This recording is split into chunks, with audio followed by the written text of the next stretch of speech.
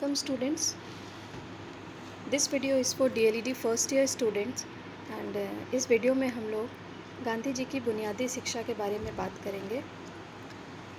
Actually Gandhi ji की जो बुनियादी शिक्षा है वो आज के दौर में बेसिक एजुकेशन या फाउंडेशन कोर्स के नाम से भी जानी जाती है, क्योंकि आज जो हमारी शिक्षा चल रही है उसका आधार गांधी जी की बुनियादी शिक्षा को ही माना जाता है। तो इसे 2-3 नामों से हम लोग जानते हैं, जैसे कि बेसिक एजुकेशन, फाउंडेशन कोर्स और Wardha scheme of education. Wardha scheme of education इसे इसलिए कहते हैं क्योंकि वर्धा स्कीम के दौरान डॉक्टर जाकिर हुसैन की अध्यक्षता में इसे प्रस्तुत किया गया था और वहाँ इसे स्वीकृति मिली थी, इसलिए हम लोग इसे वर्धा स्कीम ऑफ एजुकेशन भी कहते हैं। तो आप लोग ये ध्यान में रखिएगा कि बुनियादी शिक्षा जो थी गांधी जी की, उसे हम लोग इन 3 नामों से भी जान सकते हैं, like basic education, foundation course और वर्धा स्कीम ऑफ एजुकेशन। आइए बात करते हैं कि बुनियादी शिक्षा क्या होती है। अगर शिक्षा की बात हम लोग करें तो शिक्षा से हमारा मतलब ऐसी सीख होनी चाहिए जिससे व्यक्ति और समाज दोनों का विकास हो। वह शिक्षा जो बालक में अनेक प्रकार की योग्यता लाती हो और जिसके द्वारा सामूहिक लगाव और सामाजिक संबंधों के महत्व को समझने की समझ विकसित होती है। यानी उचित शिक्षा, सही शिक्षा वो है जिससे कि किस बच्चे में किसी कैपेबिलिटी, किसी योग्यता का विकास हो, वो समाज को समझ सके, समाज में उनके प्रति या समाज को उनके प्रति लगाव महसूस हो और सामाजिक संबंधों के महत्व को भी वो समझ सके। शिक्षा का मतलब ऐसा होना चाहिए। सिर्फ लिटरेसी को हम लोग शिक्षा नहीं कह सकते। महात्मा गांधी ने यहाँ एक शिक्षा की परिभाषा दी है जो बहुत सही अर्थों में उनके उद्देश्य को भी लक्षित करता है। उनके अनुसार शिक्षा से मेरा अभिप्राय है बालक या मनुष्य में जो श्रेष्ठतम है उसका संपूर्ण विकास करना। यानी किसी भी बालक में जो इनेट क्वालिटी, जो खुद उसके अंदर जो क्वालिटी है उसका विकास करना, अर्थात शरीर, बुद्धि, आत्मा तीनों का विकास करना। केवल साक्षरता को शिक्षा नहीं कहा जा सकता। ये जो है आपका गांधी जी का शिक्षा का डेफिनेशन है, गांधी जी की शिक्षा की परिभाषा है। शिक्षा को लेकर गांधी जी का दृष्टिकोण मुख्यतः व्यवसाय परक था। यानी उनके अनुसार शिक्षा ऐसी होनी चाहिए कि आप कम पढ़कर भी कुछ व्यवसाय कर सकें। उनके अनुसार भारत जैसे गरीब देश में शिक्षार्थियों को शिक्षा प्राप्त करने के साथ साथ कुछ धन उपार्जन भी कर लेना चाहिए, जिससे वे आत्मनिर्भर बन सके। जिस समय गांधी जी ने बुनियादी शिक्षा की बात कही थी उस समय भारत एक गरीब देश था और सारे बच्चे अपनी उच्च शिक्षा को कंटिन्यू नहीं कर पाते थे। इसलिए उनके अनुसार शिक्षा का मतलब इस तरह से होने चाहिए कि बच्चे कम पढ़कर भी कुछ धनोपार्जन कर सके और अपने जीविकोपार्जन भी कर सके। इसी उद्देश्य को लेकर उन्होंने वर्धा शिक्षा योजना बनाई, ठीक है, जिसे हम बुनियादी शिक्षा या फाउंडेशन कोर्स के नाम से भी जानते हैं। आइए इसके कुछ प्रमुख बिंदु के बारे में हम लोग बात करते हैं, यानी बुनियादी शिक्षा के मुख्य बिंदु या इसके सिद्धांत भी कह सकते हैं आप। बुनियादी शिक्षा की जो प्रमुख बातें थी उसमें सबसे पहली बात यह थी कि 7 से 14 वर्ष तक के बच्चों को अनिवार्य और निःशुल्क शिक्षा मिले। यानी 7 to 14 ईयर्स के बच्चों को कंपलसरी और फ्री एजुकेशन मिले। शिक्षा का माध्यम मातृभाषा हो। मातृभाषा को महात्मा गांधी ने बहुत जोर दिया था। संपूर्ण शिक्षा संपूर्ण शिक्षा किसी आधारभूत शिल्प या उद्योग पर आधारित हो। यानी आप जो भी शिक्षा ग्रहण करने जा रहे हैं वो कोई क्राफ्ट बेस्ड या इंडस्ट्री बेस्ड हो, सो दैट कि आपके अंदर कुछ व्यावसायिक शिक्षा का भी विकास हो सके। शिल्प का चुनाव बच्चों की योग्यता और रुचि के आधार पर होना चाहिए।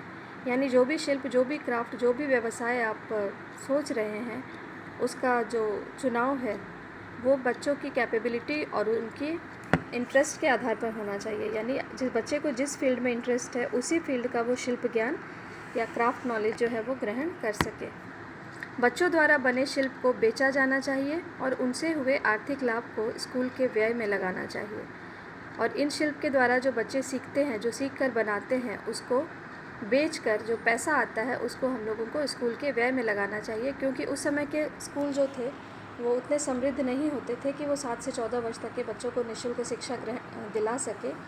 तो बच्चे जो शिल्प ज्ञान ग्रहण करेंगे उनसे जो वो बनाएंगे उसको बाज़ार में बेचकर जो पैसा आएगा उसको स्कूल में लगाना चाहिए। ये गांधी जी का उद्देश्य था। इससे क्या होगा कि बच्चों को शिल्प ज्ञान भी मिलता रहेगा और स्कूल की जो आर्थिक कमी है वो भी दूर होती रहेगी। शिल्प के शिक्षा में आर्थिक महत्व के साथ साथ, ये लास्ट पॉइंट हमारा, शिल्प के शिक्षा में आर्थिक महत्व के साथ साथ सामाजिक और वैज्ञानिक महत्व पर भी ध्यान देना चाहिए। यानी शिल्प की शिक्षा ऐसी हो जिससे कि हमारा सामाजिक महत्व को भी ध्यान में रखे, यानी सोशल इम्पोर्टेंस को, और उसका साइंटिफिक एस्पेक्ट जो है वो भी मजबूत रहे। Scientific aspect in the sense कि उसका जो भी उसका प्रायोगिक पक्ष है, जो भी हम लोग उसका वैज्ञानिक महत्व है, वो भी हमारा अच्छा रहना चाहिए। अब हम लोग इसके कुछ गुण या विशेषता की बात करते हैं। बुनियादी शिक्षा की विशेषता, इसका पहला गुण यह है कि प्राथमिक शिक्षा का माध्यम मातृभाषा होनी चाहिए। ये बुनियादी शिक्षा में कहा गया है। किसी भी बच्चे को उसकी मातृभाषा में शिक्षा दिलाने से बच्चा जल्दी ग्रैस्प करता है, उसके लिए ईजी होता है और कंफर्टेबल भी होता है। दूसरी विशेषता थी कि छात्रों को आत्मनिर्भर बनाने की योजना। शुरू से ही छात्रों को सेल्फ डिपेंडेंट बनाने पे बल दिया गांधी जी ने, और उस हिसाब से बुनियादी शिक्षा की रूपरेखा तैयार की। बालक के सर्वांगीण विकास पर बल, यानी किसी बच्चे के सर्वांगीण विकास पर बल दिया गया। यहाँ सर्वांगीण विकास कहने का मतलब ऑलराउंड डेवलपमेंट है, जो कि उसके शारीरिक, आर्थिक, मानसिक, सामाजिक, आध्यात्मिक सारे विकासों से है। यानी शिक्षा ऐसी होनी चाहिए, शिक्षा ऐसी थी जिससे बालक के सभी पक्षों का विकास हो, चाहे वो शारीरिक विकास हो, चाहे वो मानसिक विकास हो, चाहे वो आध्यात्मिक विकास हो या चारित्रिक विकास हो। वर्ग भेद का अंत, जो वर्ग भेद यानी सोशल कास्टिज़म थी, उसका विरोध किया यहाँ पे गांधी जी ने।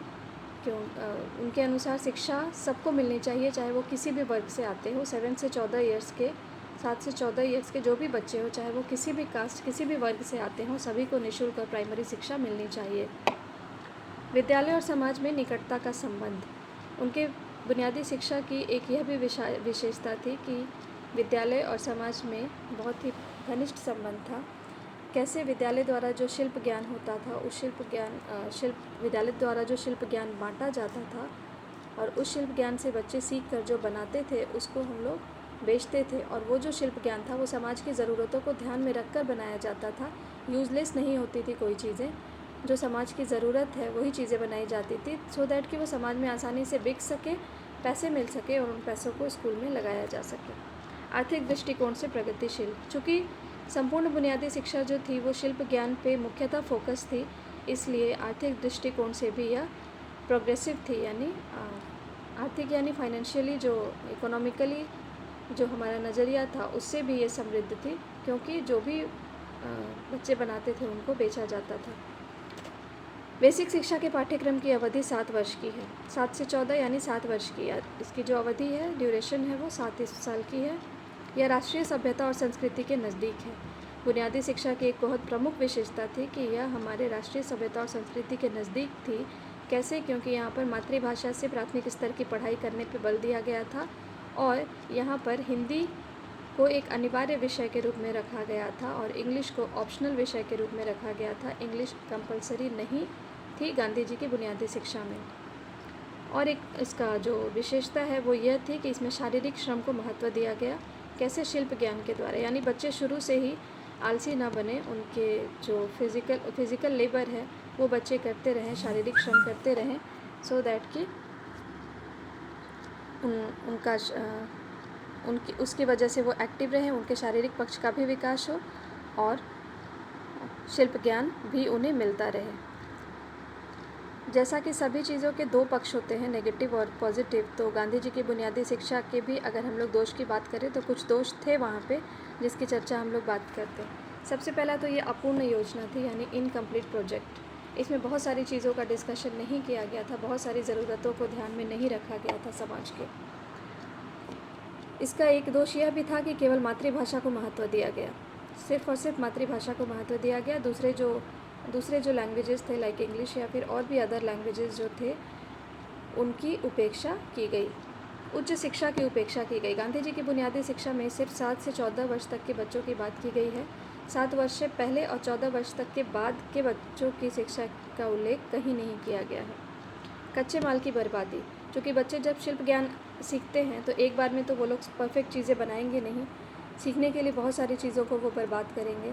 तो इस तरह से, चूँकि भारत एक गरीब देश था, तो उनके लिए इन छोटी छोटी चीज़ों की बर्बादी भी आर्थिक दृष्टिकोण से काफ़ी महत्व रखती थी। इसलिए कच्चे माल की बर्बादी भी बुनियादी शिक्षा के एक दोष में शामिल है। हस्तकला पर आवश्यकता से अधिक बल, यानी ज़रूरत से ज़्यादा बल जो है वो शिल्प ज्ञान पे, क्राफ्ट एजुकेशन पे दिया गया, जिससे कि जो नॉलेज वाला एस्पेक्ट है वो थोड़ा कमज़ोर पड़ गया। निर्मित वस्तुओं की बिक्री की समस्या, बच्चे जो बनाते थे उसको बेचकर जो पैसा मिले उस पैसे से स्कूल के व्यय को नियंत्रित करना या स्कूल के व्यय को चलाने की योजना थी। लेकिन सबसे बड़ी समस्या वहाँ पर ये आती थी कि जो बच्चे बना रहे हैं उनको हम लोग बेचेंगे कहाँ, खरीदेगा कौन? क्योंकि बच्चे बच्चे होते हैं, वे परफेक्ट चीज़ें नहीं बना पाते थे, कभी कुछ त्रुटियाँ रह जाती थी, तो बहुत सारी चीज़ें ऐसी होती थी जो बिना बिके रह जाती थी बच्चों के अपार मेहनत के बावजूद। यानी बच्चों ने श्रम भी किया, बच्चों का शारीरिक श्रम भी बहुत लगा और वे चीज़ें बाज़ार में बिक भी नहीं पाई। तो बिक्री की समस्या जो थी वो भी गांधी जी की बुनियादी शिक्षा की एक प्रमुख दोष था। धार्मिक शिक्षा की अवहेलना, बुनियादी शिक्षा में कहीं भी धर्म के शिक्षा की बात नहीं की गई है, यानी यहाँ धार्मिक शिक्षा की अवहेलना हुई है।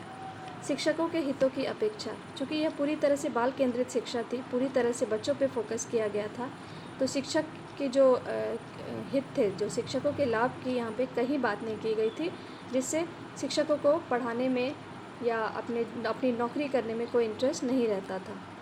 व्यक्तिगत विभिन्नता की उपेक्षा, चूँकि सबको शिल्प ज्ञान के लिए बोला गया था, हो सकता है किसी बच्चे को शिल्प ज्ञान में इंटरेस्ट ना हो, वो बच्चा सिर्फ पढ़ाई करना चाहता हो, यानी हर बच्चे की जो व्यक्तिगत विभिन्नता है, इंडिविजुअल डिफरेंस है, उसकी भी उपेक्षा की गई।